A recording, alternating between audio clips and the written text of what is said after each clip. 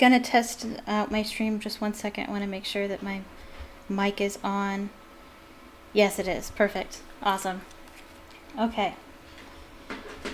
Okay, so welcome, fellow witches and wizards, to my very first stream. My name is Phoenix Jenny, and I'm so glad that you're here.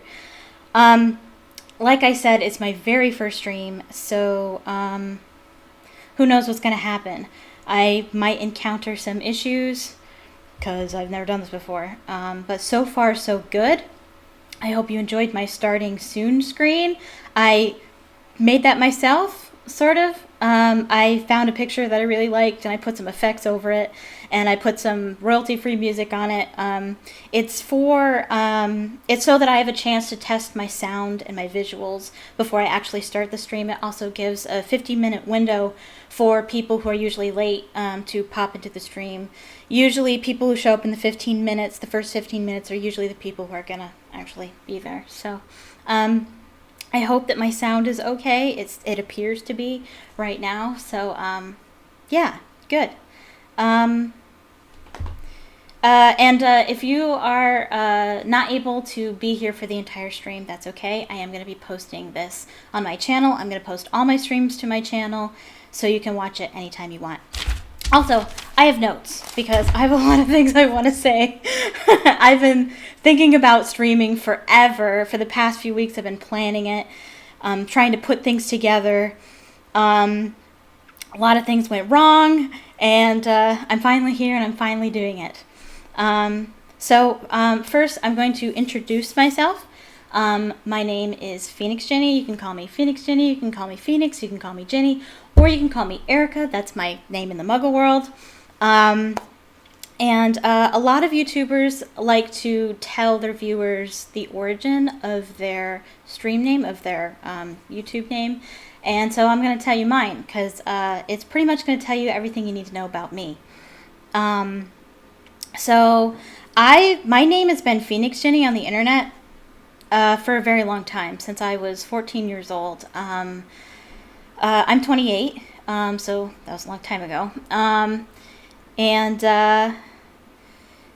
was 14 years old, and I was a major Harry Potter fan. Still am, but it was new and fresh at the time. And I had to make my very first email address, and so I wanted it to be Harry Potter related. And so what I did was I took my favorite creature from Harry Potter and I put it next to my favorite female character from Harry Potter, so Phoenix Jenny. And I'll explain to you why those are my favorites. So the Phoenix is my favorite creature from Harry Potter because, they have a lot of special abilities. If you are familiar with Harry Potter, you already know what they are. They can carry immensely heavy loads, and their tears have healing powers. They are reborn from the ashes. There's no male or female. They recreate themselves from their ashes, and their song gives courage to the brave at heart. What I like best about Phoenixes are their two particular powers, where their tears have healing powers. I find that very true in my own life. Just the idea of finding strength in weakness. If there's anything I'm good at, it's crying. I always say, if crying was an Olympic sport, I'd be a gold medalist. I just like the idea of the healing that comes from suffering, and that's what I get from the power that their tears heal. I'd like to think that my tears heal also. But most particular, I like their Phoenix song. The Phoenix song, how it makes people with a good heart brave. And that's all I've ever wanted to do. that's my purpose in life, I feel, is to encourage people to be brave. It's everything I do, everything I say, everything I do, everything I write, everything I make is to make people brave, and it's all I want to do. And so I identify with the Phoenix very much. And then my favorite Harry Potter character is Ginny. My favorite Harry Potter character is actually Harry, which is really unheard of. Usually nobody picks the main character for their favorite. Harry is my favorite. But my favorite female character is Ginny, and I wanted a girl name in my email, so that makes sense. So Ginny, I really identify with her just because she is the girl in the background. People might ask, why on earth would you pick Ginny as your favorite? Because she is in the background. She's not super prominent in the books, and she's really not super relevant in the movies either, unfortunately. Movies don't have a whole lot of time to dedicate to her, which I understand. But I've always been the girl in the background. The girl in the background who's pining for the hero, and that's what Ginny is, and that's my love life in a nutshell. Always pining and always wanting to serve and loving the hero of the story who never looks at her. And in the books, Hermione goes to her and says, hey, maybe you should date other guys. Maybe you should relax around Harry a bit and just try to figure out who you are, and maybe he'll see you and he'll like you. And that happens. Like, Harry gets her in the end. I don't care what J.K. Rowling says. Harry and Ginny belong together, okay? Don't take Harry away from my girl, okay? She earned him. Jeez. Anyway, I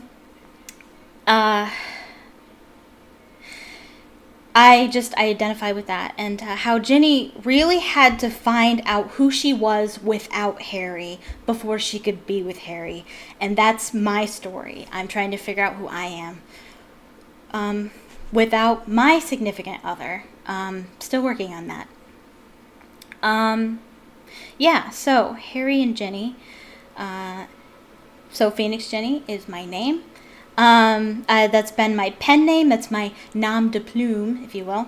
When I write fan fiction, when I wrote fan fiction, that was the name that I went by, and so it just made sense to go with Phoenix Ginny. Other things about me: I am American. If you couldn't tell already, I live in New York. Not the city, not anywhere near it. Never been. And I have a bachelor's degree in English, so I did go to college. And I'm 28 years old. I said that already. And so with that, I think I'm going to go into the goals of my channel that I have made here. There are 3 significant goals that I have for my channel. And I'm going to talk about the first one very briefly because it is the least important. Hear me when I say it is the least important reason. But the first reason I made this channel was because I want to make money, which is really dumb because it's really hard to make money on YouTube or any sort of internet platform. It only happens if you're really, really lucky. But I can't make money on YouTube right now just because I have to be in the YouTube partnership program. And in order to do that, you have to have like 1,000 views and like 4,000 hours of watch time or something like that. That's not going to be for a while. And I fully understand that. I do not expect to get famous. I don't expect to get rich. I don't expect it to happen right away. I don't even expect for it to happen in the first year.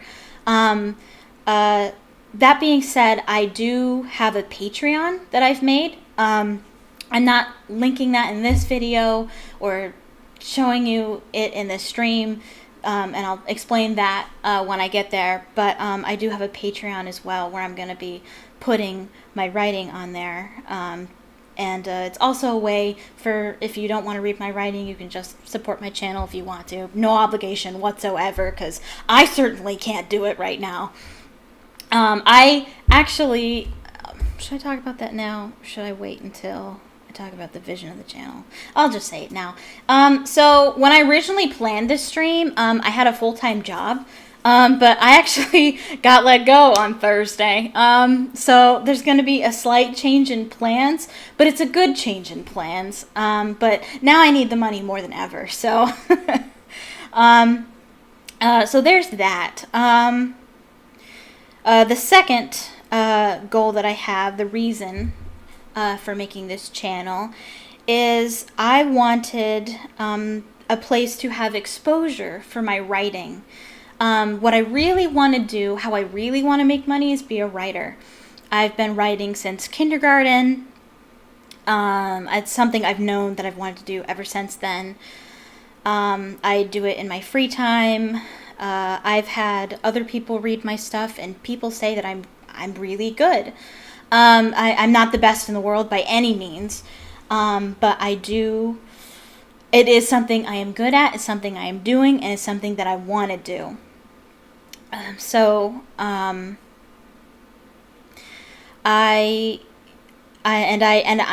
don't just have people who have read it said that I'm good. I've won essay contests, I've submitted articles in newspapers, and I've done book reviews, and I've done poetry readings and all kinds of things. This isn't something that I just woke up and said, hey, maybe I could do this. No, this is something I've wanted to do. And so I plan on writing little short stories or chapters. I'll release like small novels that I've made that I will release chapter-wise on Patreon. But I am currently working on a novel. It is a horror mystery novel, and I'm extremely proud of it, and I'm almost done. And I need a place to advertise it because I might have to publish it privately. And if I do it privately, that means I don't have some big budget company selling my book. I have to sell it myself. And so I thought, how am I going to do that? And I thought, make a YouTube channel, develop a loyal viewer base, and maybe they'll want to read my stuff. When I was in high school, I used to write stories. I used to write fan fiction. I would write it on the weekends, and I would come to school on Monday, and I'd give it to my friends, and they would read it, and they would give it to their friends, who'd give it to their friends, who'd give it to their friends. And I would have random strangers at the end of the day coming to me and saying, hey, you're that girl who wrote that story. That story was awesome. And I'm like, thank you. Who are you? And I tell you, man, that was like I wasn't super popular. It wasn't like that happened all the time. It was like a brief time in high school. But that was the time. People, when they look back at their lives and they're like, oh, high school was the worst time of my life. Not me. High school was the best time of my life, because that was the one time since in my 28 years of living where I got to be exactly who I was and exactly who I wanted to be. And there was people around me to appreciate me as I was. I was writing, and I was sharing my writing, and people were reading it and loving it. I was the Harry Potter girl. I was dressed up as I am now, even better. And I'd have my fun Harry Potter earrings and my shirts and my jewelry, and I had a Gryffindor tie, and I'm a Gryffindor, by the way, if you were wondering. But I just really enjoyed that time in my life because I got to share the things I loved, and there were people there to enjoy the things that I shared. And that brings me to the last and most important reason for this channel.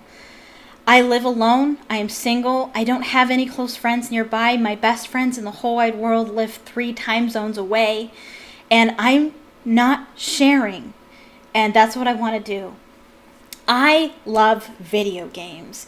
I love horror games and puzzle games. I love the Nancy Drew games. I love RPGs. And I love especially story-driven ones. And I just want to share these games with other people.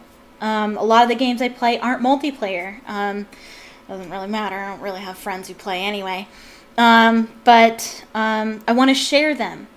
And also, I love books. I love reading.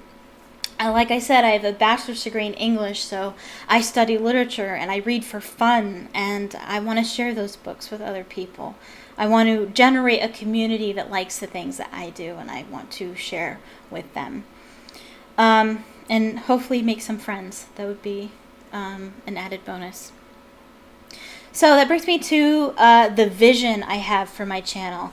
So when I wrote this, I had a job, and so my idea was, okay, I'm just gonna record videos and upload them whenever I could, whenever I could during the week, and I would just stream on Saturdays and maybe Sundays if I was feeling it. Well, then I lost my job. So now things are going to be different, at least until I find another job. I am still looking because I do not expect this to take off right away. If it ever does. Who knows? But I plan on spending my mornings, at least the first half of the morning, looking for jobs, the second half of the morning working on my Patreon stuff, and then the afternoon I'll work on my novel, and then the evenings I would like to stream video games. I would like to stream every day except Wednesday and Sundays. I am a Christian, so Wednesdays and Sundays I go to church. So I won't be streaming on those days. But that's the plan for now. It was the future plan, but it's the now plan. So great. For now, I should say, because like I said, I am hoping to get some sort of real job, and then things will probably change. Which brings me to what I'm going to be streaming on Saturdays.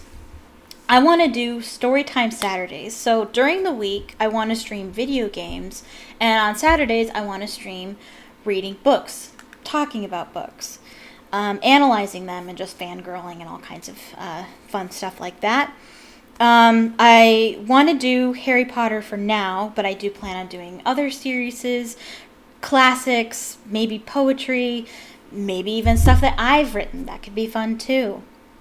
So the plan is I want to stream every Saturday at 6 p.m.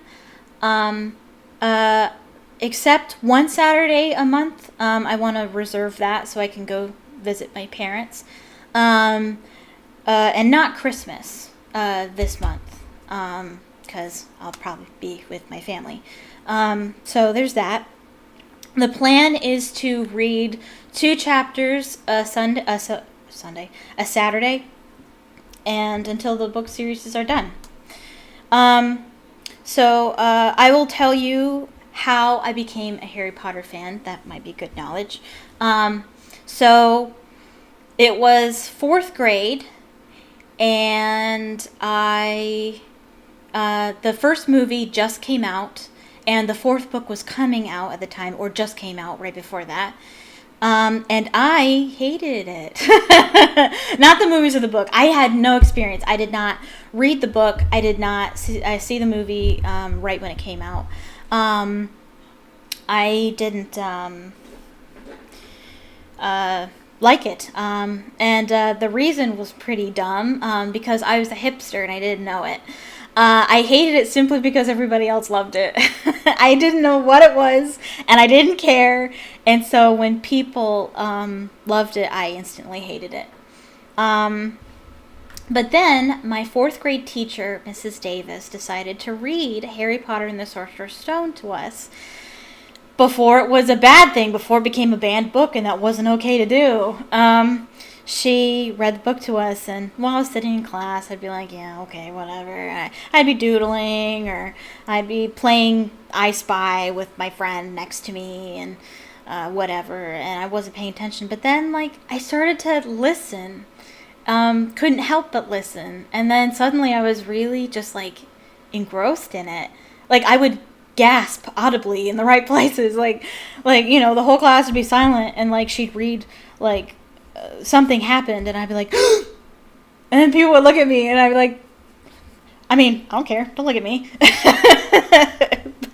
but then I watched the movie with my parents, and then that was it. I went to bed, I couldn't sleep, I couldn't stop thinking about it. That was it for me. Absolutely loved it forever and ever after that. I actually, when my teacher finished it, I wanted to check it out from the library and read it myself, which wasn't something I did. Like, you don't read for fun. That's weird. Like, I had reading comprehension problems at the time, so I didn't read for fun. You didn't do that. But I did, and also I was a little apprehensive about checking it out because technically I've already read the book before. You don't read a book twice. Forget reading a book once. You don't read it twice. Let me tell you something. If you love a book, read it more than once. Because if you don't feel the need to read it more than once, it wasn't a good book. It just wasn't. Read it again and again and again. Books are made to be consumed. They change, just like you do. Telling you, pick it up again. You're going to find brand new treasures every time you pick it up. But I technically didn't read it, so that's what I told myself to feel better about checking it out. And I read it, and I read the next one, and the next one, and the next one. The first Harry Potter book I actually had to wait for was Half-Blood Prince, which is why I think I've read Order of the Phoenix more times than any other, because I read that one over and over until the sixth one came out. I saw the movies. And I just realized this, I've only been to 4 midnight showings of Harry Potter. I've been to Order of the Phoenix and Onward for the midnight showing. I've been to every midnight showing for Twilight, but only 4 of them for Harry Potter. It's complete sacrilege. But that's because Harry Potter came out when I was a kid and I didn't have money or a car. And my parents were, old and grumpy. They go to bed at like 8 o'clock at night, so they wouldn't want to take me. But yeah, huge Harry Potter fan, and that's how it all got started. Okay, so before we get started and actually reading, I know it's been 15-20 minutes since I'm just rambling on and on. I do want to give a disclaimer. Some of you, when you heard that I was going to be reading Harry Potter, you're probably thinking, isn't that illegal? Which I had to look that up too. Like, I was like, oh, I don't know. I am reading a book that I didn't write. Technically, you should be going out and buying the book or buying the audiobook, which you definitely should. I'm telling you, you definitely want this book if you don't have it, or get the audiobooks. And I looked it up, and I looked up fair use and what it means, to what extent you're allowed to use somebody else's work to make your own content. First of all, I'm not making money off of this video. Like, I can't, because I'm not a YouTube partner, number one, and that's why I'm not linking my Patreon. That's why I'm not telling you, I'm not showing it to you, I'm not showing you the link or anything, because I don't want to make money off of this particular stream. I don't want to make money off of this video. I want to be a writer myself. I do not want to do that to another writer. I don't want to profit off of somebody else. So there's that. Also, fair use says that you can use material depending on how much of it you're using. I'm only reading 2 chapters of the book today. I do plan on reading the whole thing, but for one stream at a time, 2 chapters isn't very much, so it shouldn't be a big deal. Also, most importantly, the general rule of thumb for fair use is 70% your content, 30% their content. This is not an audiobook. I repeat, this is not an audiobook. I'm not sitting here reading to you and then putting the book down. No, what's going to happen is I'm going to read and I'm going to talk to you about it. Every other paragraph, I'm going to stop and I'm going to talk to you about what we're reading and all the little information that I have. We're going to analyze it. We're going to fangirl over it, whatever. So if you're here planning to sit and to listen to somebody just read Harry Potter and the Sorcerer's Stone to you, maybe you should leave, because that's not what this is about. We're here to just fangirl the death out of it. So not an audiobook. I would suggest that you actually get the audiobook if that's what you want. Jim Dale's very, very beautiful voice. Also, Stephen Fry has a really good interpretation of it. So I definitely recommend that to you. Also, I'm going to say that there will be spoilers. I am not holding back. So if you've never read Harry Potter and you'd like to, where have you been the last decade, last 2 decades? No, the last decade. The last 2 decades. But you want to avoid spoilers, I suggest watching a different stream. Because I'm not holding back. I'm going to be talking about the movies and the books, whatever, and everything and anything. I'm not holding back. So with that, I'm going to say this one thing. Everyone is welcome to my stream. Everyone. You can be a Gryffindor, you can be a Hufflepuff, you can be Ravenclaw, you can even be Slytherin. I am not going to lock you up in a dungeon like McGonagall does in Deathly Hallows Part 2. Absolute travesty. Dumbledore would be just writhing in his grave if he knew. He would never allow such a thing. You can be pureblood, half-blood, you can be muggle-born, a squib, you can be a straight-up muggle, it doesn't matter, you are welcome here, and I'm so glad you're here. Okay, so, without further ado, I'm actually going to read this thing. Maybe. I might just sit here talking for 3 hours about it. I will take a break when I'm done with the first chapter. Yeah, just making sure everything's all right. Read comments if there are any comments. I can't tell how many people are watching. I don't know if people are watching. I have my face cam covering that up. Probably for the best. But so Harry Potter and the Sorcerer's Stone. It's originally Harry Potter and the Philosopher's Stone. In England, that is what it is. But here, it's Harry Potter and the Sorcerer's Stone because the people who published it said kids won't want to read about a philosopher. So they really were afraid that kids wouldn't even pick up the book if it was about a philosopher. So they made it a sorcerer. They wanted to make sure that they knew it was about magic. Also, it's written by J.K. Rowling. And also, her name is Joanne Kathleen. Kathleen isn't actually her middle name. She doesn't actually have a middle name. They asked her to pick one because they wanted her to write her initials instead of her full name. They were afraid that boys wouldn't read the book if they knew it was written by a woman. Isn't that just awful? I really hope we're past that sort of thing. That's what kind of world do we live in where a girl can't take credit for her own work. But anyway, so there's that. Let's see. I feel like there might have been something else I was going to talk about. But anyway, chapter 1. What you should know about every book, every good book at least, is that the first sentence is usually the single most important sentence of the entire book, because it usually somehow encapsulates everything that the book is about.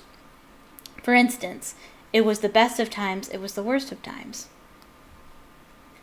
I bet you know exactly what book that's from if you know, and you've never even read it. That's how memorable the first sentence is.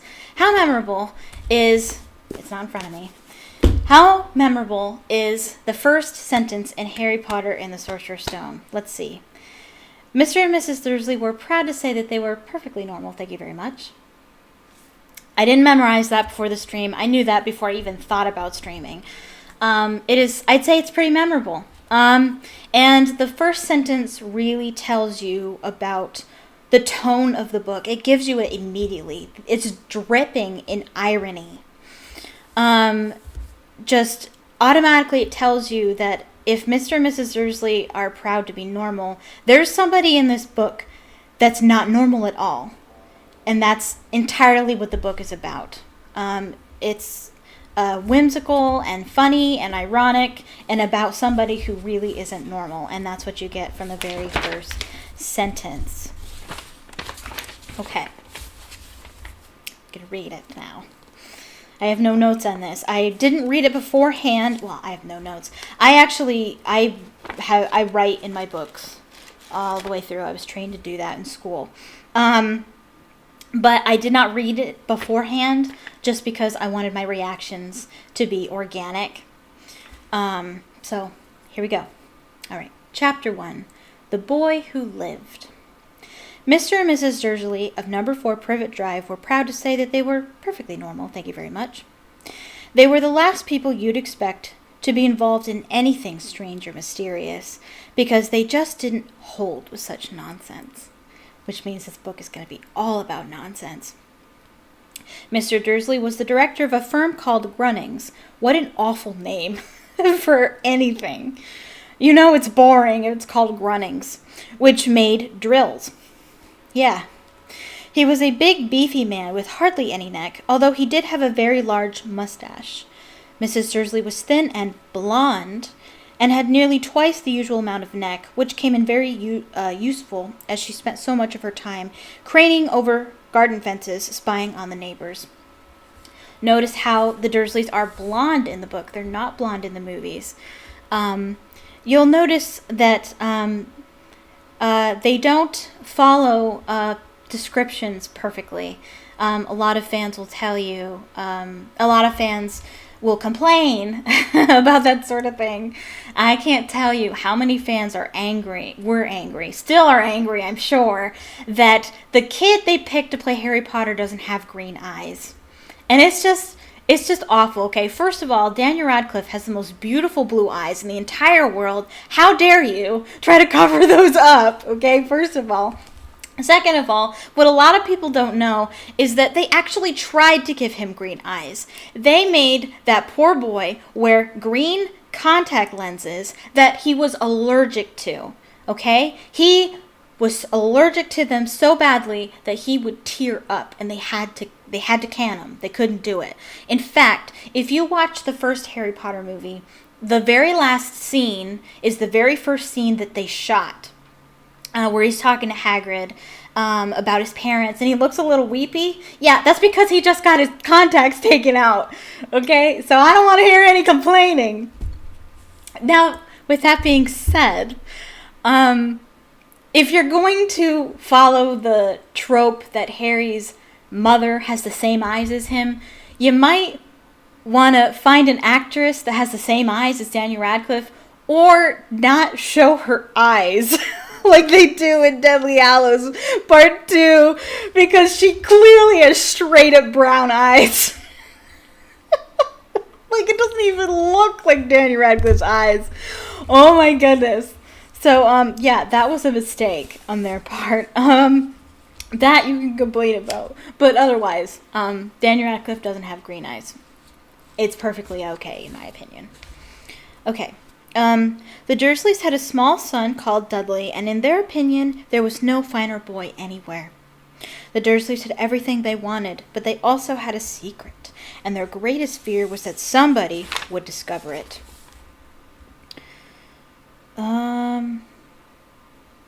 They didn't think they could bear it if anyone found out about the Potters.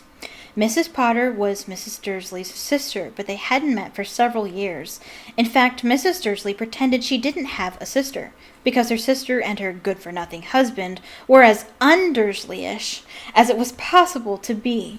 The Dursleys shuddered to think what the neighbors would say if the Potters arrived in the street. The Dursleys knew that the Potters had a small son, too, but they had never even seen him. This boy was another good reason for keeping the Potters away. They didn't want Dudley mixing with a child like that. When Mr. and Mrs. Dursley woke up on the dull gray Tuesday, our story starts. There was nothing about the cloudy sky outside to suggest that strange, mysterious things would soon be happening all over the country.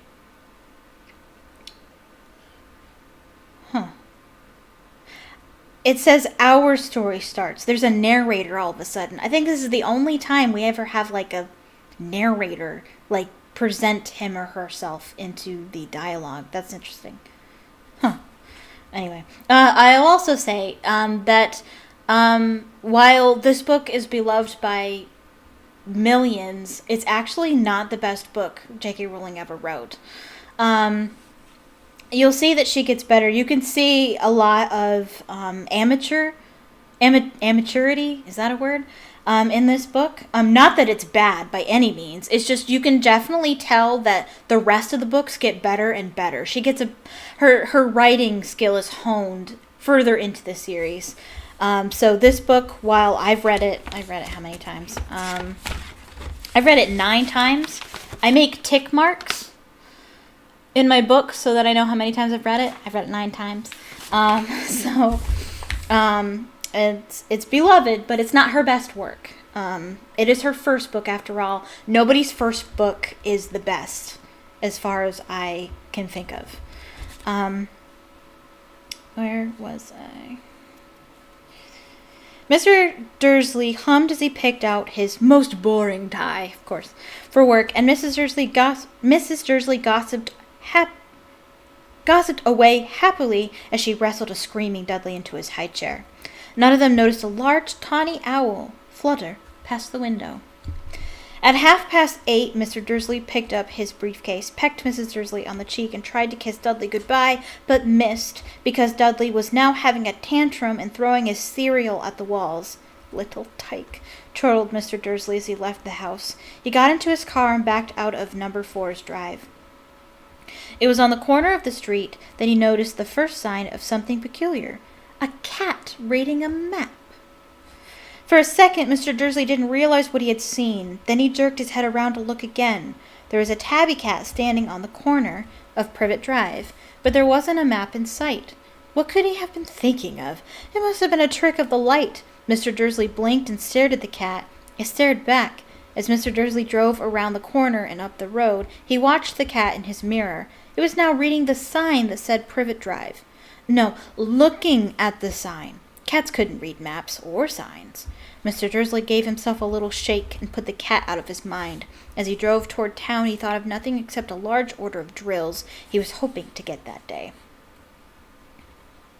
That's a theme that's very common in Harry Potter, is animals with human-like qualities, or humans that can turn into animals, that sort of thing.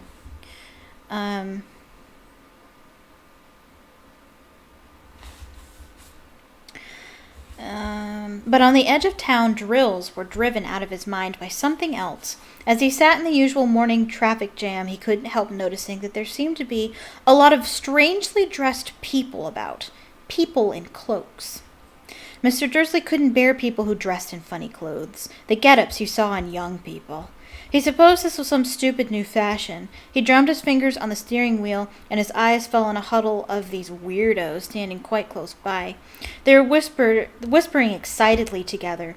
Mr. Dursley was enraged to see that a couple of them weren't young at all.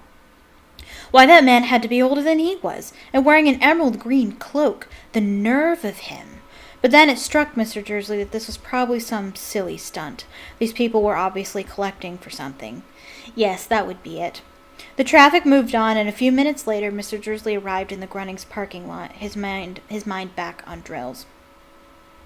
Mr. Dursley always sat with his back to the window in his office on the 9th floor. If he hadn't, he might have found it harder to concentrate on drills that morning. He didn't see the owls swooping past in broad daylight, though people down in the street did. They pointed and gazed open-mouthed as owl after owl sped overhead. Most of them had never seen an owl, even at night time. Mr. Dursley, however, had a perfectly normal owl-free morning. He yelled at 5 different people. He made several important telephone calls and shouted a bit more. He was in a very good mood until lunchtime, when he thought he'd stretch his legs and walk across the road to buy himself a bun from the bakery.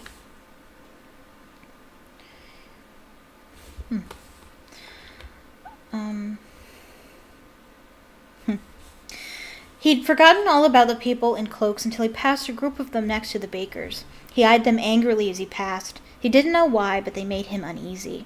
This bunch were whispering excitedly, too, and he couldn't see a single collecting tin. It was on his way back past them, clutching a large doughnut in a bag, that he caught a few words of what they were saying. "The Potters, that's right. That's what I heard. Yes, their son, Harry." Mr. Dursley stopped dead. Fear flooded him.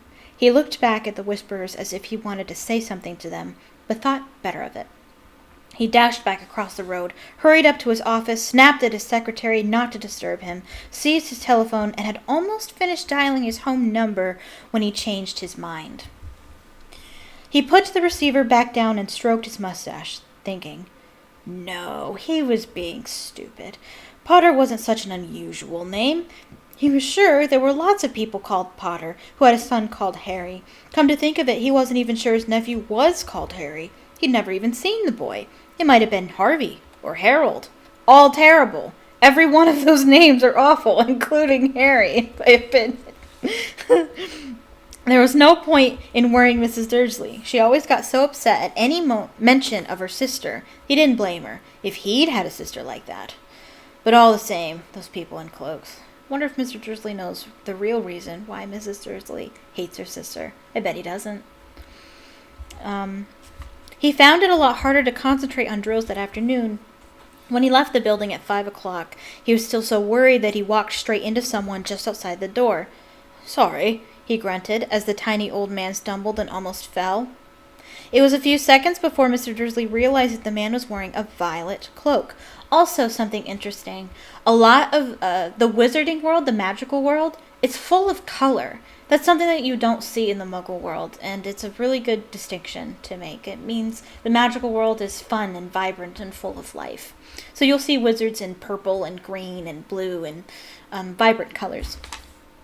He didn't seem at all upset at being almost knocked to the ground. On the contrary, his face split into a wide smile, and he said in a squeaky voice that made passerby stare, "Don't be sorry, my dear sir, for nothing could upset me today. Rejoice, for you know who is gone at last. Even muggles like yourself should be celebrating this happy, happy day." I'm making a lot of note in my book here. I'm making a lot of Christian parallels. I guess I should say this. J.K. Rowling she doesn't profess to be a Christian, though she did grow up somewhat Catholic.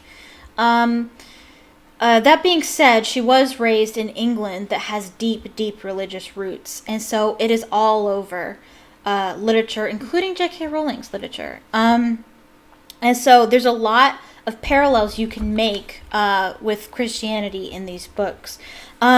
I'm making a lot of parallels in this book to the birth of Jesus. I'm not saying that Harry is equal to Jesus, but it is interesting how people are spreading the good news and how cosmic things are happening at on this day that Voldemort has been defeated by this young boy. Kind of like the sort of things that happened on Jesus' birth. Just find it interesting. I'm not sure that it's intentional. It's just something that I noticed. And the old man hugged Mr. Dursley around the middle and walked off. Mr. Dursley stood rooted onto the spot. He had been hugged by a complete stranger. He also thought he had been called a muggle, whatever that was. He was rattled. He hurried to his car and set off for home, hoping he was imagining things, which he had never hoped before, because he didn't approve of imagination. That sounds exactly like something Charles Dickens would write. That sounds like straight out of a Charles Dickens novel, just dripping with irony. It's great.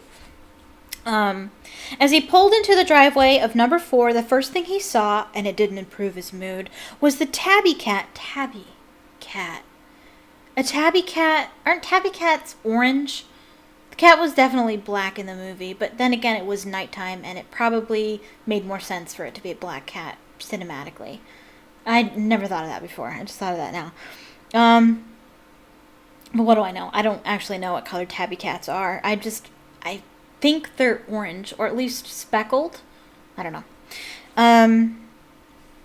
It was now sitting on his garden wall. He was sure it was the same one. He had the same markings. It had the same markings around his eyes. "Shoo!" said Mr. Dursley loudly. The cat didn't move. It just gave him a stern look. Was this normal cat behavior? Yes, it is, actually, if you've ever owned a cat. They can look sternly at you. Mr. Dursley wondered. Trying to pull himself together, he let himself into the house. He was still determined not to mention anything to his wife. Mrs. Dursley had had a nice, normal day. She told him over dinner all about Mrs. Next Door's problems with her daughter, and how Dudley had learned a new word, won't. Mr. Dursley tried to act normally. When Dudley had been put to bed, he went into the living room in time to catch the last report on the evening news. And finally, bird watchers everywhere have reported that the nation's owls have been behaving very unusually today. Although owls normally hunt at night and are hardly ever seen in daylight, there have been hundreds of sightings of these birds flying in every direction since sunrise. Experts are unable to explain why the owls have suddenly changed their sleeping pattern. The newscaster allowed himself a grin. Most mysterious. And now over to Jim McGuffin with the weather. Going to be any more showers of owls tonight, Jim? Well, Ted, said the weatherman, I don't know about that, but it's not only the owls that have been acting oddly today. Viewers as far apart as Kent, Yorkshire, and Dundee have been phoning in to tell me that instead of the rain I promised yesterday, they've had a downpour of shooting stars.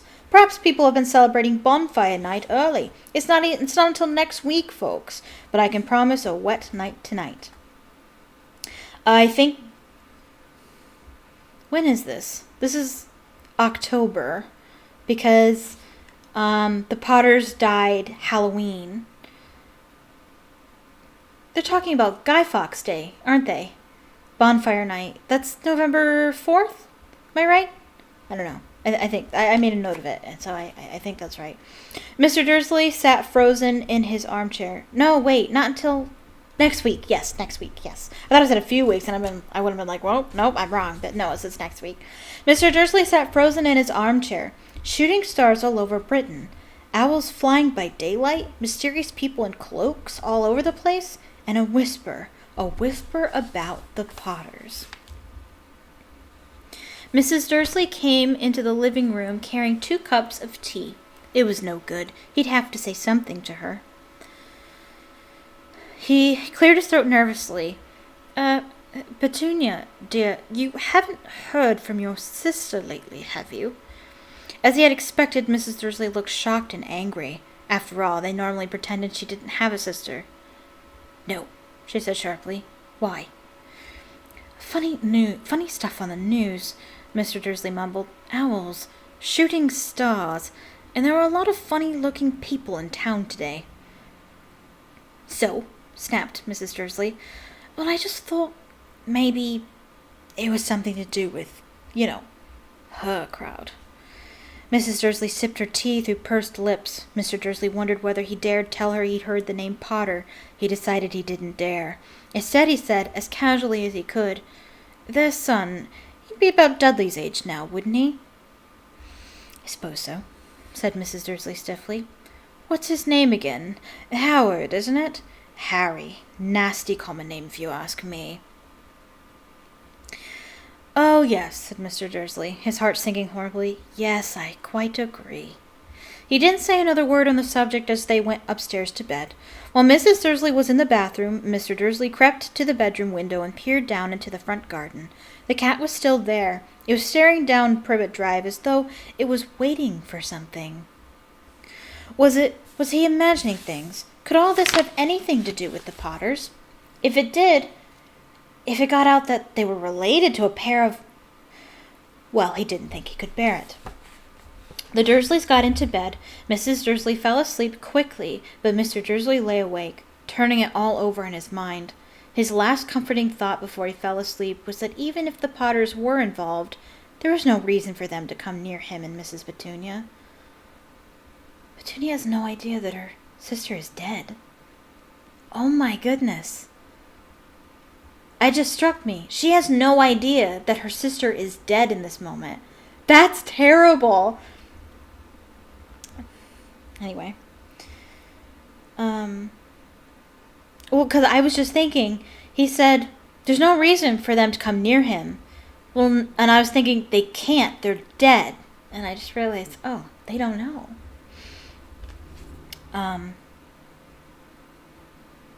The Potters knew very well what he and Petunia thought about them and their kind.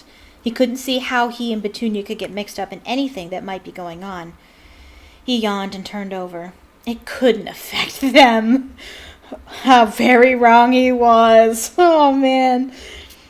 Oh, His life is about to change forever. Mr. Dursley might have been drifting into an uneasy sleep, but the cat on the wall outside was showing no sign of sleepiness. It was sitting as still as a statue, its eyes fixed unblinkingly on the far corner of Privet Drive. It didn't so much as quiver when a car door slammed on the next street, nor when 2 owls swooped overhead. In fact, it was nearly midnight before the cat moved at all. A man appeared on the corner the cat had been watching, appeared so suddenly and silently you'd have thought he just popped out of the ground. The cat's tail twitched and his eyes narrowed. Nothing like this man had ever been seen on Privet Drive.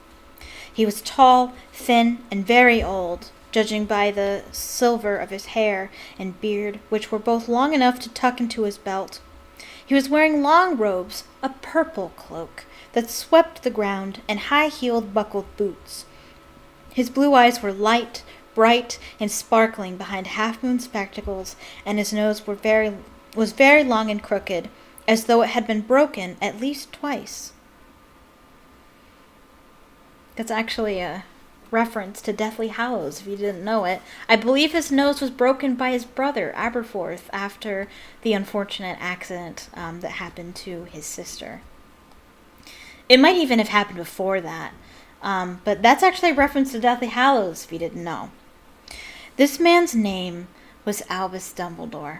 Ah, I missed this man. Missed him so much. It's so good to see him again. Albus Dumbledore didn't seem to realize that he had just arrived in a street where everything, from his name to his boots, were unwelcome. He was busy rummaging in his cloak, looking for something, but he did seem to realize he was being watched because he looked up suddenly at the cat, which was still staring at him from the other end of the street. For some reason, the sight of the cat seemed to amuse him. He chuckled and muttered, "I should have known." He found what he was looking for in his inside pocket. It seemed to be a silver cigarette lighter. He flicked it open, held it up in the air, and clicked it. The nearest street lamp went out with a little pop. He clicked it again. The next lamp flickered into darkness. 12 times he clicked the put-outer, or deluminator as it's actually called, and Dumbledore, I think, is actually the inventor of it, interestingly enough. Until the only lights left on the whole street were 2 tiny pinpricks in the distance, which were the eyes of the cat watching him. If anyone looked out of their window now, even beady-eyed Mrs. Dursley, they wouldn't be able to see anything that was happening down on the pavement. Dumbledore slipped the put-outer back inside his cloak and set off down the street toward number 4, where he sat down on the wall next to the cat. He didn't look at it, but after a moment he spoke to it. "Fancy seeing you here, Professor McGonagall." He turned to smile at the tabby, but it had gone. Instead, he was smiling at a rather severe-looking woman who was wearing square glasses exactly the shape of the markings the cat had had around its eyes. She, too, was wearing a cloak, an emerald one. Her black hair was drawn into a tight bun. She looked distinctly ruffled. "How did you know it was me?" she asked. "My dear Professor, I have never seen a cat sit so stiffly." "You'd be stiff if you'd been sitting on a brick wall all day," says Professor McGonagall. "All day? When you could have been celebrating. I must have passed a dozen feasts and parties on my way here." Professor McGonagall sniffed angrily. "Oh, yes, everyone is celebrating, all right," she said impatiently. "You'd think they'd be a bit more careful. But no, even the Muggles have noticed something's going on. It was on their news." She jerked her head back at the Dursleys' dark living-room window. "I heard it. Flocks of owls, shooting stars. Well, they're not completely stupid. They were bound to notice something. Shooting stars down in Kent? I'll bet that was Daedalus Diggle. He never had much sense." Daedalus Diggle. We see him later, too. "You can't blame them," said Dumbledore gently. "We've had precious little to celebrate for 11 years. "I know that," said Professor McGonagall irritably. "But that's no reason to lose our heads. People are being downright careless, out on the streets in broad daylight, not even dressed in Muggle clothes, swapping rumours." She threw a sharp sideways glance at Dumbledore here, as though hoping he was going to tell her something, but he didn't, so she went on. "A fine thing it would be if, on the very day you-know-who seems to have disappeared at last, the Muggles found out about us all. I suppose he really has gone, Dumbledore." "It certainly seems so," says Dumbledore. "We have much to be thankful for." Would you care for a lemon drop? A what? A lemon drop. They're a kind of muggle sweet I'm rather fond of. No, thank you, said Professor McGonagall coldly, as though she didn't think this was the moment for lemon drops. As I say, even if you know who has gone, my dear Professor, surely a sensible person like yourself can call him by his name? All this you know who nonsense. For 11 years I've been trying to persuade people to call him by his proper name. Voldemort. Professor McGonagall flinched, but Dumbledore, who was unsticking 2 lemon drops, seemed not to notice. It all gets so confusing if we keep saying you know who. I have never seen any reason to be frightened of saying Voldemort's name. I know you haven't, said Professor McGonagall, sounding half exasperated, half admiring. But you're different. Everyone knows you're the only one you know. Oh, all right. Voldemort was frightened of. You flatter me, said Dumbledore calmly. Voldemort had powers I will never have. Only because you're too, noble to use them. It's lucky it's dark. I haven't blushed so much since Madame Pomfrey told me she liked my new earmuffs.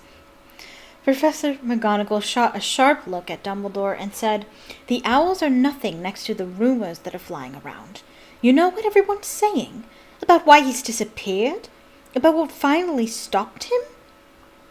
It seemed that Professor McGonagall had reached the point she was most anxious to discuss, the real reason she had been waiting on a cold, hard wall all day, for neither as a cat nor as a woman had she fixed Dumbledore with such a piercing stare as she did now. It was plain that whatever everyone was saying, she was not going to believe it until Dumbledore told her it was true. Dumbledore, however, was choosing another lemon drop and did not answer. What they're saying, she pressed on, is that last night Voldemort turned up in Godric's Hollow. He went to find the Potters. The rumor is that Lily and James Potter that they're dead. Dumbledore bowed his head. Professor McGonagall gasped. Lily and James. I can't believe it. I didn't want to believe it. Oh, Albus. Dumbledore reached out and patted her on the shoulder. I know, he said heavily. Professor McGonagall's voice trembled as she went on. That's not all. They're saying he tried to kill the Potter's son, Harry, but he couldn't. He couldn't kill that little boy. No one knows why or how, but they're saying that when he couldn't kill Harry Potter, Voldemort's power somehow broke. And that's why he's gone. Dumbledore nodded glumly. It's true? Faltered Professor McGonagall. After all he's done, all the people he's killed, he couldn't kill a little boy? It's just astounding. Of all the things to stop him. But how in the name of heaven did Harry survive? We can only guess, said Dumbledore. We may never know. I wonder if Dumbledore knows now. I wonder if he knows this very minute exactly what happened that night. I don't know. Professor McGonagall pulled out a lace handkerchief and dabbed at her eyes beneath her spectacles. Dumbledore gave a great sniff as he took a golden watch from his pocket and examined it. It was a very odd watch. It had 12 hands, but no numbers. Instead, little planets were moving around the edge. It must have made sense to Dumbledore, though, because he put it back in his pocket and said, Hagrid's late. I suppose it was he who told you I'd be here, by the way. That watch is never explained. It's never explained what it actually tells. I imagine it tells time, but I don't get the moons. I don't know. I wonder if you could buy this watch. Add it to my Christmas list. Yes, said Professor McGonagall. And I don't suppose you're going to tell me why you're here of all places? I've come to bring Harry to his aunt and uncle. They're the only family he has left now. You can't mean the people who live here? Cried Professor McGonagall, jumping to her feet and pointing at number 4. Dumbledore! You can't! I've been watching them all day. You couldn't find 2 people who are less like us. Then they've got this son. I saw him kicking his mother all the way up the street, screaming for sweets. Harry Potter come and live here? It's the best place for him, said Dumbledore firmly. His aunt and uncle will be able to explain everything to him when he's older. Yeah. I've written them a letter. Good. What good this letter does. A letter, repeated Professor McGonagall faintly, sitting back down on the wall. Really, Dumbledore, you think you can explain all of this in a letter? These people will never understand him. He'll be famous, a legend. I wouldn't be surprised if today was known as Harry Potter Day in the future. To some people it is. In real life. There will be books written about Harry. Every child in our world will know his name. Exactly, said Dumbledore, looking very seriously over the top of his half-moon glasses. It would be enough to turn any boy's head. Famous before he can walk and talk. Famous for something he won't even remember. Can't you see how much better off he'll be growing up away from all that until he's ready to take it?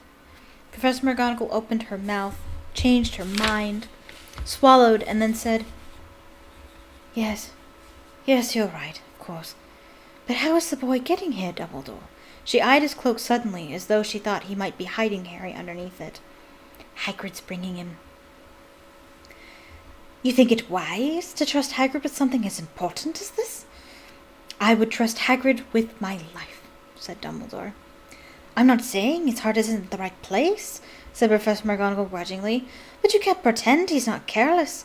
He does tend to... What was that? A low rumbling sound had broken the silence around them. It grew steadily louder as they looked up and down the street for some sign of a headlight. It swelled to a roar as they both looked up at the sky, and a huge motorcycle fell out of the air and landed on the road in front of them. That's Sirius Black's motorcycle. Does Hagrid say that? Yeah, he does. He says it from Sirius Black. It's such a cool reference. Like, if you're reading this for the first time and, like, you get to the third one, like, you don't even remember that Sirius Black is mentioned. But yeah, Sirius Black's motorcycle. I wonder where he got it. A way while back, J.K. Rowling wrote a short story, which you can probably find online somewhere, about James and Sirius Black riding this motorcycle when they were teenagers.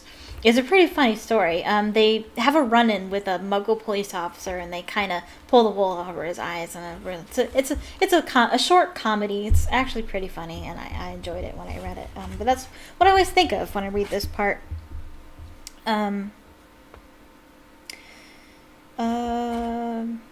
If the motorcycle was huge, it was nothing to the man sitting astride it. He was almost twice as tall as a normal man and at least 5 times as wide. He looked simply too big to be allowed, and so wild. Long tangles of bushy black hair and beard hid most of his face. He had hands the size of trash can lids, and his feet in their leather boots were like baby dolphins. That's massive. In his vast muscular arms, he was holding a bundle of blankets. Hagrid, said Dumbledore, sounding relieved. At last. And where did you get that motorcycle? Borrowed it, Professor Dumbledore, sir, said the giant, climbing carefully off the motorcycle as he spoke. Young Sirius Black lent it to me. I've got him, sir. No problems, were there? No, sir.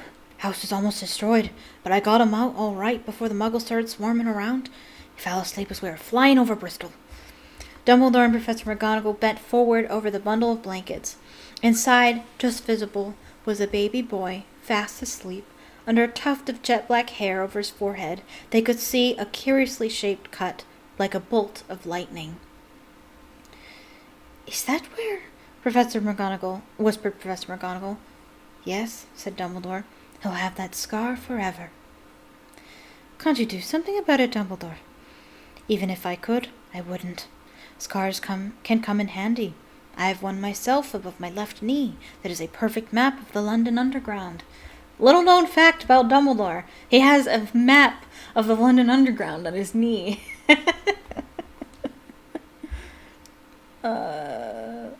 Yes. Well, give him here, Hagrid.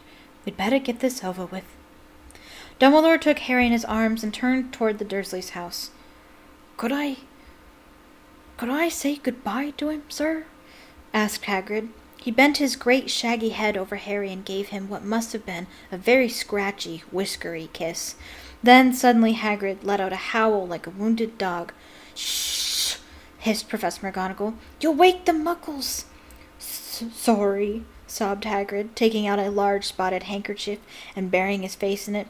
"But I can't stand it. Lily and James dead, and poor little Harry off to live with muggles." Yes, it's all very sad, but get a grip on yourself, Hagrid, or we'll be found," Professor McGonagall whispered, patting Hagrid gingerly on the arm as Dumbledore stepped over the low garden wall and walked to the front door. He laid Harry gently on the doorstep, took a letter out of his cloak, tucked it inside Harry's blankets, and then came back to the other two. For a full minute the three of them stood and looked at the little bundle. Hagrid's shoulders shook. Professor McGonagall blinked furiously, and the twinkling light that usually shone from Dumbledore's eyes seemed to have gone out. "Well," said Dumbledore finally, "that's that. We've no business staying here. We may as well go and join the celebrations." "Yeah," said Hagrid in a very muffled voice. "I'll be taking Sirius's bike back. Good night, Professor McGonagall. Professor Dumbledore, sir." Wiping his streaming eyes on his jacket sleeve, Hagrid swung himself onto the motorcycle and kicked the engine into life. With a roar, it rose into the air and off into the night. "I shall see you soon, I expect, Professor McGonagall," says Dumbledore, nodding to her. Professor McGonagall blew her nose in reply. Dumbledore turned and walked back down the street. On the corner he stopped and took out the silver put-outer. He clicked it once, and 12 balls of light sped back to the street lamps, so that Privet Drive glowed suddenly orange, and he could make out a tabby cat slinking around the corner at the other end of the street. He could just see the bundle of blankets on the step of number 4. "Good luck, Harry," he murmured. "You're gonna need it, bro," is what I said in the corner. "You gonna need it." He turned on his heel, and with a swish of his cloak, he was gone. You can almost hear it. Swish. A breeze ruffled the neat hedges of Privet Drive, which lay silent and tidy under the inky sky, the very last place you would expect astonishing things to happen. Harry Potter rolled over inside his blankets without waking up. One small hand closed on the letter beside him, and he slept on, not knowing he was special, not knowing he was famous, not knowing he would be woken in a few hours' time by Mrs. Dursley's scream as she opened the front door to put out the milk bottles, nor that he would spend the next few weeks being prodded and pinched by his cousin Dudley. He couldn't know that at this very moment people meeting in secret all over the country were holding up their glasses and saying in hushed voices, "To Harry Potter, the boy who lived." I wonder what made them think it was a good idea to leave a baby on a doorstep in the middle of fall in England. That seems like a really bad idea. We don't ask questions here. Okay, so that is chapter 1. I am going to take a break. I don't know how long the break will be. I think it'll be about 15 minutes, but I'm going to go just take a breath, take a moment to be off camera, and then we'll be back for chapter 2. And I will see you then. Okay? 1 second here.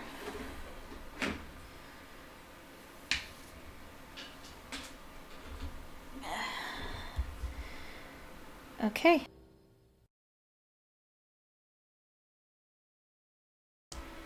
Hello, welcome back. Okay, so let's get into chapter 2. Yes. Bookmark. Here. I have a fun Harry Potter bookmark. Probably got it from Barnes and Noble way back when. But if Harry Potter fans were interested, yeah, that's my fun little bookmark. Okay, so chapter 2, The Vanishing Glass. Nearly 10 years had passed since the Dursleys had woken up to find their nephew on the front steps. But Privet Drive had hardly changed at all. The sun rose on the same tidy front gardens and lit up the brass number 4 on the Dursleys' front door. It crept into their living room, which was almost exactly the same as it had been on the night when Mr. Dursley had seen that fateful news report about the owls. Only the photographs on the mantelpiece really showed how much time had passed. 10 years ago, there had been lots of pictures of what looked like a large pink beach ball wearing different colored bonnets. But Dudley Dursley was no longer a baby, and now the photograph showed a large blond boy riding his first bicycle on a carousel at the fair, playing a computer game with his father, being hugged and kissed by his mother. The room held no sign at all that another boy lived in the house, too. Yet Harry Potter was still there, asleep at the moment, but not for long. His Aunt Petunia was awake, and it was her shrill voice that made the first noise of the day. "Up! Get up! Now!" Harry woke with a start. His aunt rapped on the door again. "Up!" she screeched. Harry heard her walking toward the kitchen and then the sound of the frying pan being put on the stove. He rolled onto his back and tried to remember the dream he had been having. It had been a good one. There had been a flying motorcycle in it. He had a funny feeling he'd had the same dream before. Interesting. Actually, it's not, I guess this is the first dream Harry has that has actually taken place in real life in the book. I don't know if it's significant or not, if it's just a coincidence or just good literary device, but yeah, dreams are significant in the Harry Potter books. His aunt was back outside the door. "Are you up yet?" she demanded. "Nearly," said Harry. "Well, get a move on. I want you to look after the bacon, and don't you dare let it burn. I want everything perfect on Dudley's birthday." Harry groaned. "What did you say?" His aunt snapped through the door. Nothing. Dudley's birthday. How could he have forgotten? Harry got slowly out of bed and started looking for socks. He found a pair under his bed, and after pulling a spider off of them, put them on. Harry was used to spiders because the cupboard under the stairs was full of them, and that was where he slept. When he was dressed, he went down the hall into the kitchen. The table was almost hidden beneath all of Dudley's birthday presents. It looked as though Dudley had gotten the new computer he wanted, not to mention the second television and the racing bike. Exactly why Dudley wanted a racing bike was a mystery to Harry, as Dudley was very fat and hated exercise, unless of course it involved punching somebody. Dudley's favorite punching bag was Harry, but he couldn't often catch him. Harry didn't look it, but he was very fast. I guess he'd have to be. He was trained by Dudley, I suppose. Perhaps it had something to do with living in the dark cupboard, but Harry had always been small and skinny for his age. He looked even smaller and skinnier than he really was, because all he had to wear were old clothes of Dudley's, and Dudley was about 4 times bigger than he was. Harry had a thin face, knobbly knees, black hair, and bright green eyes, as I talked about earlier. He wore round glasses held together with a lot of Scotch tape. Sellotape. It's sellotape in the in Philosopher's Stone. I've actually read the British edition of this book, and that's one of the things that they changed. It's interesting, the little changes that they made. Because of all the times Dudley had punched him on the nose. The only thing Harry liked about his own appearance was a very thin scar on his forehead that was shaped like a lightning bolt. Yeah, you like it now. He had had it as long as he could remember, and the first question he could ever remember asking his Aunt Petunia was how he had gotten it. "In the car crash when your parents died," she had said. "And don't ask questions." Don't ask questions. That was the first rule for a quiet life with the Dursleys. Uncle Vernon entered the kitchen as Harry was turning over the bacon. "Comb your hair," he barked, by way of a morning greeting. About once a week, Uncle Vernon looked over the top of his newspaper and shouted that Harry needed a haircut.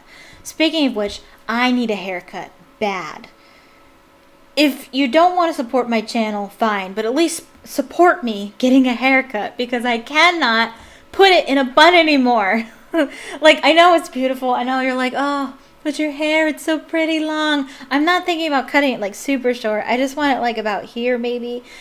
I can't put it up anymore. I can't. It falls out of my ponytail. It's annoying. And it costs so much to get my hair cut. Well, okay. To be fair, I could just get it cut anywhere. But I like to get my hair done. And just, if you would like to support me getting my hair done, that would be cool too. If you can support me on Patreon. That's a joke, more or less. Don't take me too seriously. But I do need a haircut really bad. And now that I've lost my job, that's definitely not happening. Harry must have had more haircuts than the rest of the boys in his class put together, but it made no difference. His hair simply grew that way, all over the place. I personally love that about him. I love that look. Harry was frying eggs by the time Dudley arrived in the kitchen with his mother. Dudley looked a lot like Uncle Vernon. He had a large pink face, not much neck, small watery blue eyes, and thick blonde hair that lay smoothly on his thick, fat head. Aunt Petunia often said that Dudley looked like a baby angel. Harry often said that Dudley looked like a pig in a wig. Harry put the plates of egg and bacon on the table. Oh, man. I could go for that right now. Which was difficult as there wasn't much room. Dudley, meanwhile, was counting his presents. His face fell. 36, he said, looking up at his mother and father. That's 2 less than last year. Darling, you haven't counted Auntie Marge's present. Aunt Marge. Wait till you meet her later. See, it's here under this big one from Mummy and Daddy. All right, 37 then. Are we all that surprised that Dudley can't count? And Dudley going red in the face. Harry could see a huge Dudley tantrum coming on. Began wolfing down his bacon as fast as possible in case Dudley turned the table over. Aunt Petunia... He wouldn't. That's too much effort. Aunt Petunia obviously scented danger, too, because she said quickly, And we'll buy you another 2 presents while we're out today. How's that, Popkin? 2 more presents. Is that all right? Dudley thought for a moment. It looked like hard work. Finally, he said slowly, So I'll have 39 sweetums, said Aunt Petunia. Oh. Dudley sat down heavily and grabbed the nearest parcel. All right, then. That's more presents than than you would get normally for Christmas. That's crazy. How much money do these people make? Oh my goodness. I feel like I was going to say something else too.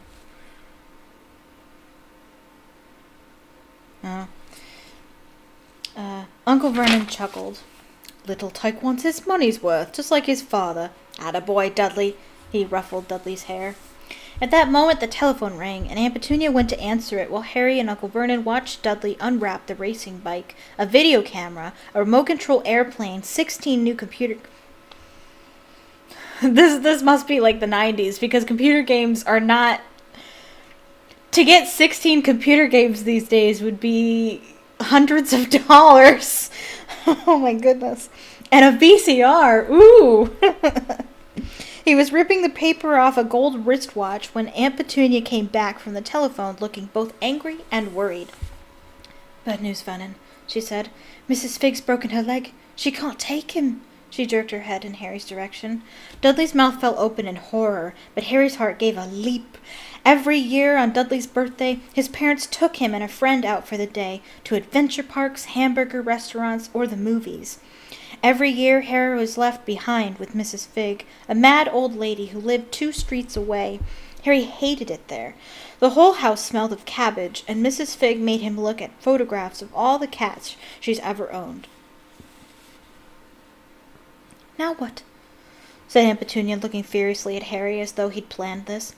Harry knew he ought to feel sorry that Mrs. Figg had broken her leg, but it wasn't easy when he reminded himself it would be a whole year before he had to look at Tibbles, Snowy, Mr. Paws, and Tufty again. We could phone Marge. No! No! Not Marge. Not Aunt Marge. Please, God, no. Uncle Vernon suggested. Don't be silly, Vernon. She hates the boy. The Dursleys often spoke about Harry like this, as though he wasn't there, or rather as though he was something very nasty they couldn't understand them, like a slug. A cute slug. That's what I wrote in my book. What about what's-her-name? Your friend Yvonne? On vacation in Majorca, snapped Aunt Petunia. You could just leave me here. Harry put in hopefully. He'd be able to watch what he wanted on television for a change and maybe even have a go on Dudley's computer. Clever little bugger. Aunt Petunia looked as though she just swallowed a lemon. And come back and find the house in ruins, she snarled. I won't blow up the house, said Harry, but they weren't listening. I suppose we could take him to the zoo, said Aunt Petunia slowly, and leave him in the car. That car's new. He's not sitting in it alone. Dudley began to cry loudly.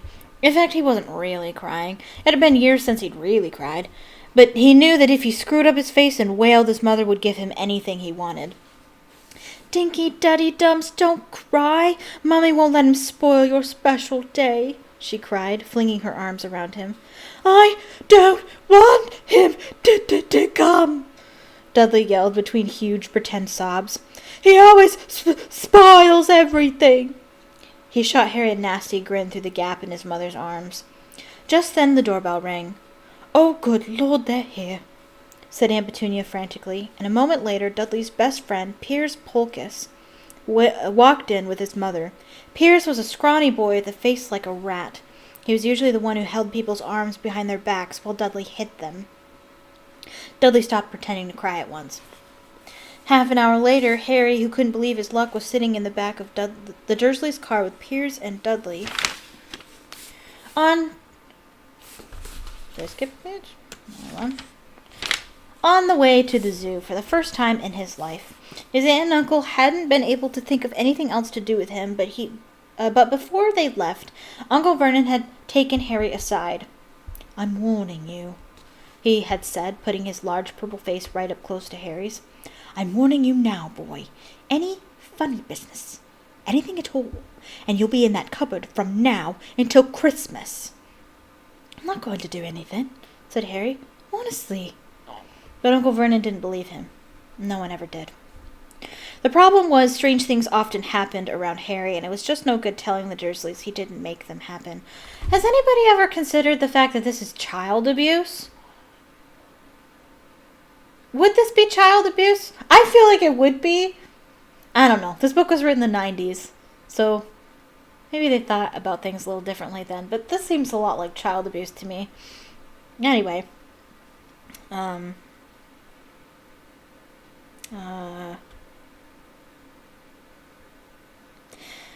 The problem was strange things often happened around... Did I already read this? The problem was strange things often happened around Harry, and it was just no good telling the Dursleys he didn't make them happen. Once Aunt Petunia, tired of Harry coming back from the barber's looking as though he hadn't been at all, had taken a pair of kitchen scissors and cut his hair so short he was almost bald, except for his bangs, which she left to hide that horrible scar. Dudley had laughed himself silly at Harry, who spent a sleepless night imagining school the next day, where he was already laughed at for his baggy clothes and taped glasses. Next morning, however, he had gotten up to find his hair exactly as it had been before Aunt Petunia had sheared it off. He had been given a week in his cupboard for this, even though he had tried to explain that he couldn't explain how it had grown back so quickly. Another time, Aunt Petunia had been trying to force him into a revolting old sweater of Dudley's, brown with orange puffballs. The harder she tried to pull it over his head, the smaller it seemed to become, until finally it might have fitted a hand puppet, but certainly wouldn't fit Harry. Aunt Petunia had decided it must have shrunk in the wash, and to his great relief, Harry wasn't punished. On the other hand, he'd gotten into terrible trouble for being found on the roof of the school kitchens. Dudley's gang had been chasing him as usual when, as much to Harry's surprise as anyone else's, there he was sitting on the chimney. Huh? Wait, Dudley's gang had been chasing him as usual when, as much to Harry's surprise as anyone else's, there he was sitting on the chimney. There's no transition to that. He learned how to apparate very young. The Dursleys had received a very angry letter from Harry's headmistress telling them Harry had been climbing school buildings, but all he tried to do, as he shouted at Uncle Vernon through the locked door of his cupboard, was jump behind the big trash cans outside the kitchen doors. Harry supposed that the wind must have caught him in mid-jump. Are you kidding me? The wind cannot carry a child, a small child, couldn't carry anybody up to the roof like that. Are you nuts? But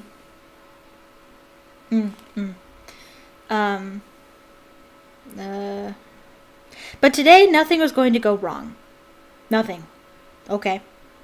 It was even worse being with Dudley and Piers to be spending the day somewhere that wasn't school. His cupboard or Mrs. Fig's garbage-smelling living room. Garbage.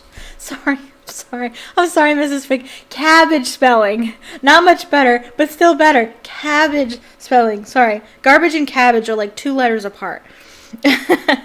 While he drove, Uncle Vernon complained to Aunt Petunia. He liked to complain about things. People at work, Harry, the council, Harry, the bank, and Harry were just a few of his favorite subjects. This morning, it was motorcycles.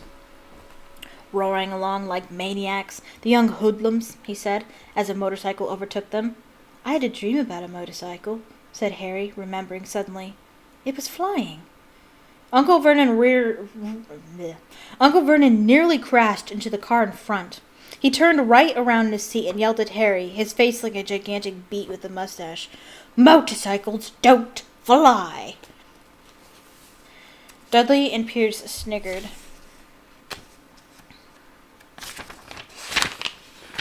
I know they don't, said Harry. It was only a dream. But he wished he hadn't said anything. If there was one thing the Dursleys hated even more than his asking questions, it was his talking about anything acting in a way it shouldn't, no matter if it was in a dream or even a cartoon. They seemed to think he might get dangerous ideas. It was a very sunny Saturday, and the zoo was crowded with families. Oh, man. I had a COVID moment there. I was like, what are you doing? Crowds, no! Oh man, wouldn't it be nice to be in a crowd again and not be afraid or not be told not to? Won't it be great? Maybe someday. Where am I? Oh, I'm in my living room. Okay, where am I in the book?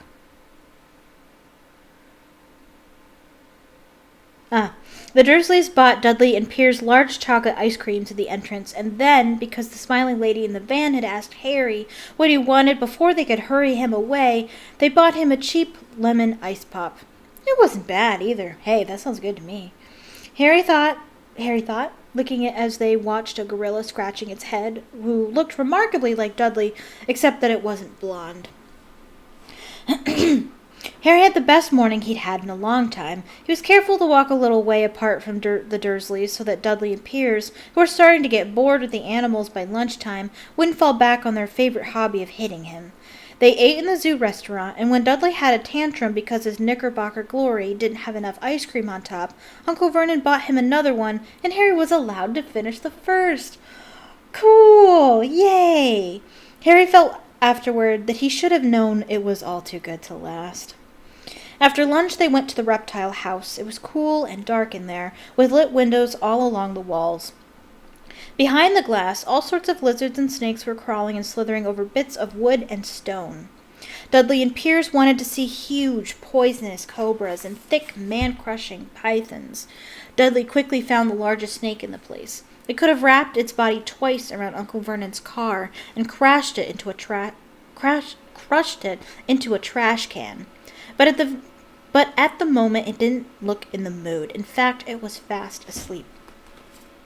Dudley stood with his nose pressed against the glass, staring at the glistening brown coils. "Make it move," he whined at his father. Uncle Vernon tapped on the glass, but the snake didn't budge. "Do it again," Dudley ordered. Uncle Vernon rapped the glass smartly with his knuckles, but the snake just snoozed on. "This is boring," Dudley moaned. He shuffled away. Harry moved in front of the tank and looked intently at the snake. He wouldn't have been surprised if it had died of boredom itself. No company except stupid people drumming their fingers on the glass, trying to disturb it all day long. It was worse than having a cupboard as a bedroom, where the only visitor was Aunt Petunia hammering on the door to wake you up. At least he got to visit the rest of the house. The snake suddenly opened its beady eyes. Slowly, very slowly, it raised its head until its eyes were on a level with Harry's. It winked. Harry stared. Then he looked quickly around to see if anyone was watching. They weren't. He looked back at the snake and winked too. The snake jerked its head toward Uncle Vernon and Dudley, then raised its eyes to the ceiling. It gave Harry a look that said quite plainly, "I get that all the time." So the snake talked first, technically.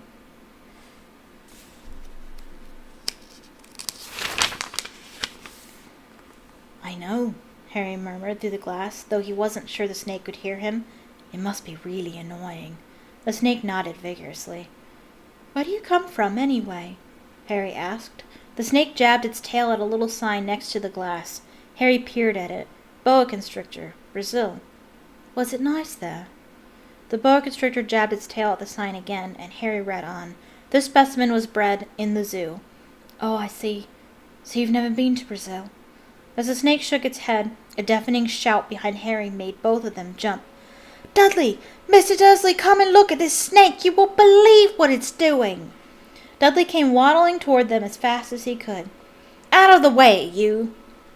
He said, punching Harry in the ribs. Caught by surprise, Harry fell hard on the concrete floor. What came next happened so fast no one saw how it happened. 1 second, Piers and Dudley were leaning right up close to the glass. The next, they had leapt back with howls of horror. Harry sat up and gasped. The glass front of the boa constrictor's tank had vanished.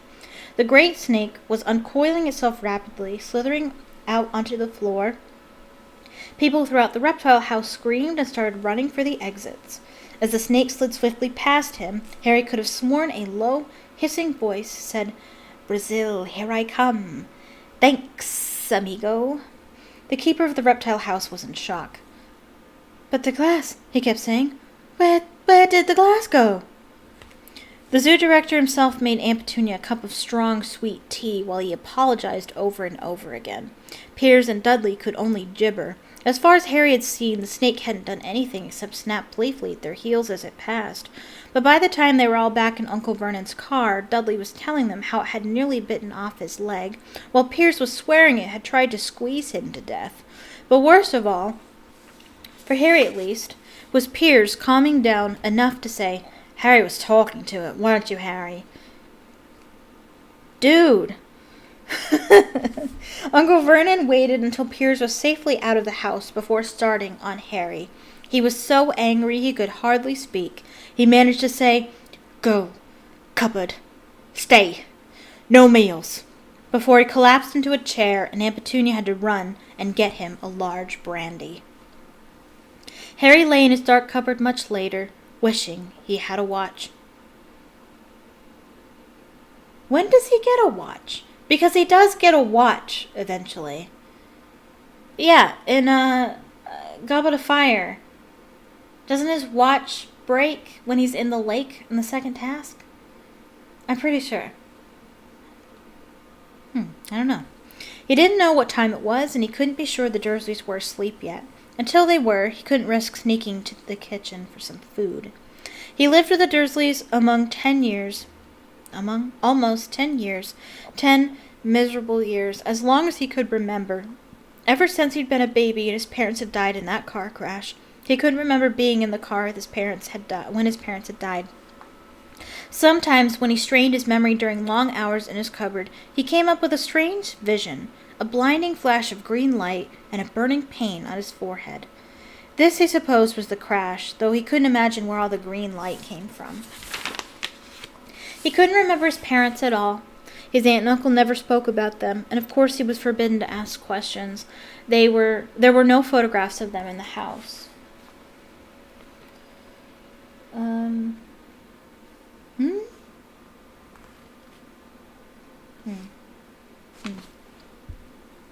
When he had been younger, Harry had dreamed and dreamed of some unknown relation coming to take him away, but it had never happened. The Dursleys were his only family.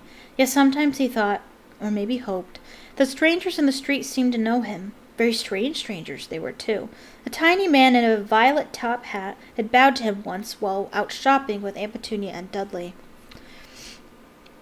I speculate that might be Daedalus Diggle who does that. It doesn't have to be anybody we know, but knowing J.K. Rowling, it probably is somebody we know. After asking Harry fiercely if he knew the man, Aunt Petunia had rushed them out of the shop without buying anything. A wild-looking old woman dressed all in green had waved merrily at him once on a bus. That could be, if that is somebody we know, it could be Emmeline Vance or Hestia Jones. A bald man in a very long purple coat had actually shaken his hand in the street the other day and then walked away without a word. I have no indication of who I thought that could be. If it's anybody we know, it might not be.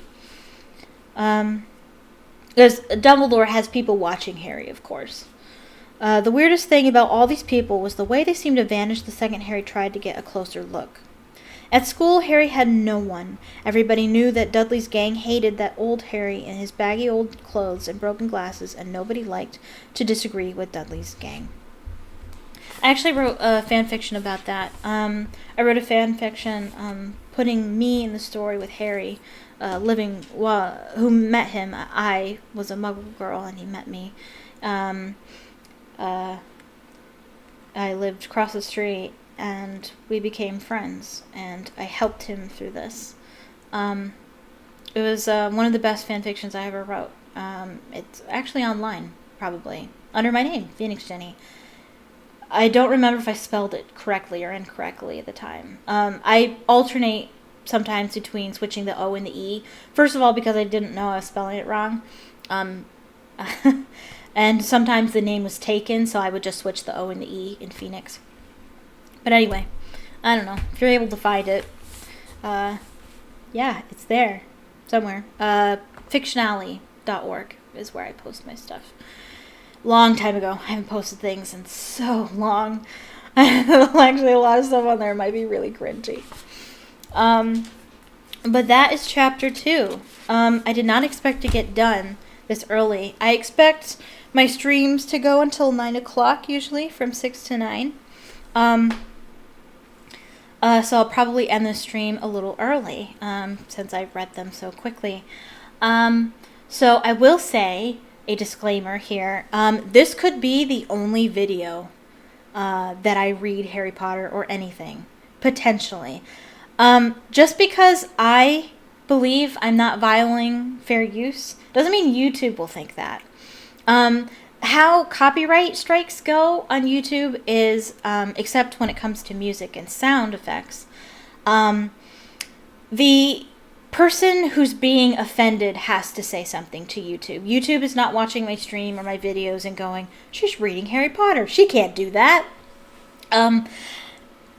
Like J.K. Rowling or Scholastics or Bloomberry or whoever would have to be watching this stream, which I highly doubt they are. And they would have to tell YouTube, hey, she can't do this.